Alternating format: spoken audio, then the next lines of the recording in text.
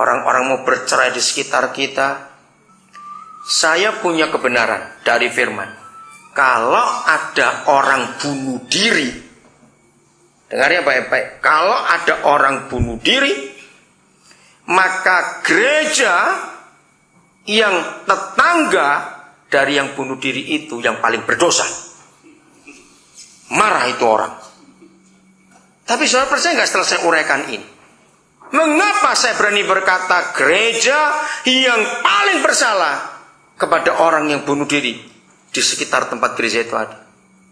Tahu jawabannya? Harusnya mereka nggak perlu mati kalau dia tahu bahwa ada jalan keluar di gereja itu. Loh, betul tidak? Untuk apa dia harus bunuh diri? Oke, saya berhenti dulu, saya sambung ini. Ia pun meninggalkan Yudea dan kembali lagi ke Galilea. Apa arti kata kembali lagi ke? Berarti tadi sudah dari sana atau belum? Sudah. Nah, ini aneh. Kenapa dia kembali lagi ke Galilea, tempat ia harus melintasi daerah Samaria? Padahal nggak perlu. Dari Yudea ke Galilea itu nggak perlu lewat daerah Samaria. Nah, yang saya tertarik adalah mengapa ia harus melintasi Samaria? Dan kalau ada kata harus berarti ada yang nyuruh. Siapa yang mengharuskan itu? Lalu pertanyaannya, ada apa? Ingat saudara, zaman itu belum ada mobil. Bayangkan kalau kita baca ayat berikutnya, tengah hari jam 12, betul ayatnya itu. Perjumpaan dia dengan perempuan di sumur Sikar itu kan jam 12. Ingat, tidak ada mobil, tidak ada warung es. Ingat itu. Kalau dia harus kembali lagi itu putar saudara. Dan tandus itu sampai hari ini, Yudea itu padang tandus sampai hari ini. Mengharukan sekali. Siapa yang mengharuskan? Jawabannya Bapa di surga. Mengapa anaknya harus balik lagi jauh-jauh? Karena ada seorang yang perlu dia siang itu. Dan orang itu sangat gak dihargai manusia sekitar. Karena pelacur. Dari mana kita tahu dia pelacur? Waktu ngomong soal air, panggil suamimu. Kan guyon. Apa hubungannya air dengan suami? Gak nyambung. Lalu berkata, aku gak punya suami. Betul katamu. Karena 5 laki-laki pernah jadi suamimu. Sekarang itu yang ke-6 pun ada di rumah, bukan suamimu. Hebat perempuan ini koleksinya laki-laki sampai banyak itu. Nah, kalau perempuan punya koleksi laki-laki itu apa kerjaannya? Bayangkan hanya untuk seorang pelacur. Apa rela anaknya jauh-jauh kepanasan putar? Haruslah. Jujur, sepanjang 2009. Berapa orang berdosa yang kita tunjukkan jalan pulang? Ngaku. Kalau selama 2009 nggak seorang pun copot kepenatuaan, maaf saya berkata tegas ini. Apa kerja kita sebagai penatua yang tidak lain adalah wakil Yesus di dunia? Kapan orang berdosa kita tunjukkan jalan pulang? Padahal kita sibuk dengan pelayanan. Maka itu tadi kita sudah belajar apa arti kata pelayanan. Orang berdosa. Itu yang Tuhan mau. Jelas sekarang ini saudara. Oke? Pulang dari sini data. Berapa penjahat di kampung kita? Datangi ke rumahnya. Jangan buat mereka takut ketemu kita. Jangan buat takut. Maka itu kalau kita pakai hukum Lukas 15, 90% gereja itu salah semua. Karena gereja yang benar adalah gereja yang biasanya datang mendengar Yesus ngajar. Adalah orang-orang yang marginal itu tadi.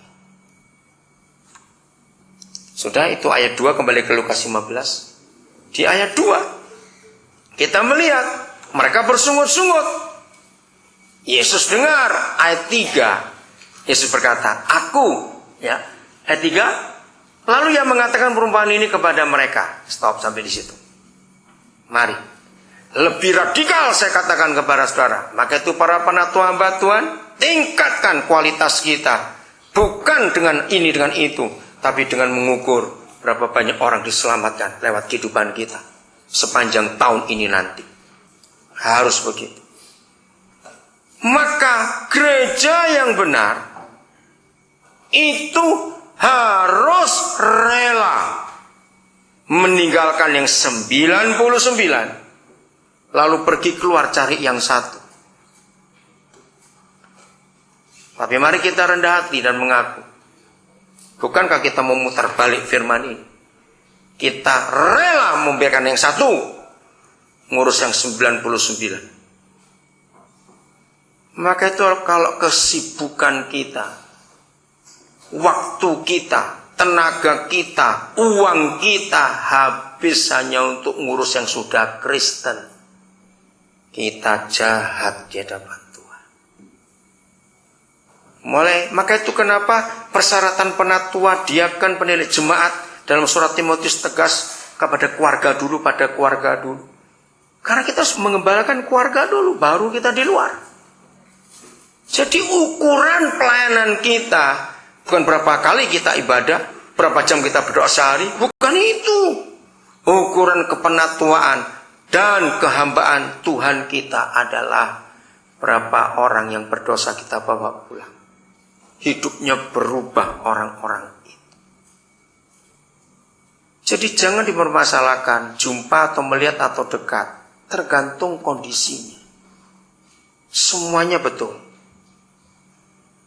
Tapi juga bisa semuanya salah kalau konsep kita berbeda.